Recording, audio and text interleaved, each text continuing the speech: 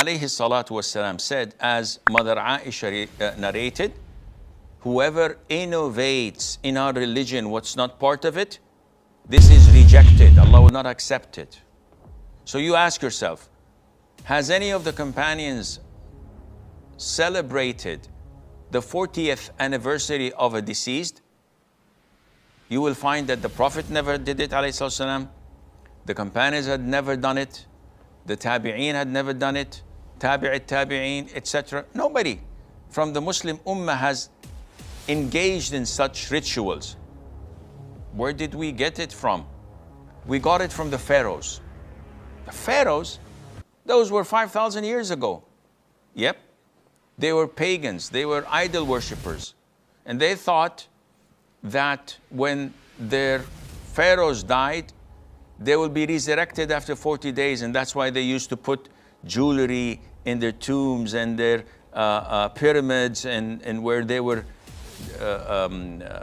buried, and sometimes even animals, livestock animals, because they thought that they're going to come back to life. Unfortunately, these ignorant Muslims are practicing the same practices. How did they get it? From shaitan. Satan came to them and said, it's a good thing. Doesn't it express your love to the deceased? Surely does. Let's do it.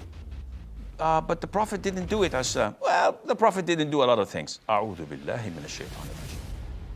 This is how they diminish or demolish Islam.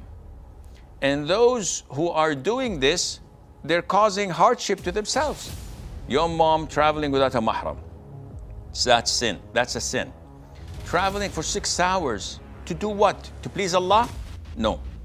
To please those ignorant people in their innovation, in collaborating with them. And this is not the only thing, Zahra. In your country and in other Muslim countries, all over the Muslim world, the Muslims are engaged in major innovations. Sometimes in shirk, plain shirk. And that's why they warn you and they threaten you from following people like us, who call you to simply follow the Quran and the Sunnah. You love the Prophet ﷺ? I love the Prophet ﷺ. Let's follow his Sunnah. These people say, don't. Whoa, you don't want us to follow the Sunnah? I said, no. You should follow us only.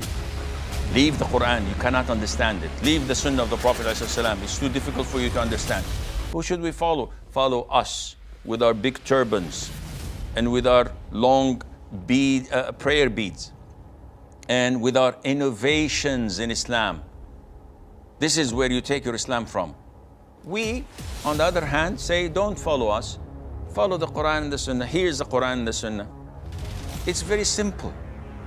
They don't want you to do this. And this is why they have divided the Muslims. And this is why those in control, those in authority, these muftis, these scholars of such areas dominate their flock. And they milk them for money and for power. And whatever Simon says, they have to comply. Liberate yourself. Free yourself by following Allah's commands and the Prophet ﷺ Sunnah through the understanding of the righteous 3 favorite generations. This is what we call people to. And it doesn't cost much. Actually, it doesn't cost anything. But it liberates you. It makes you worship Allah directly, not through these monks and priests who try to embezzle people, building tombs over graves, building shrines and asking people to worship other than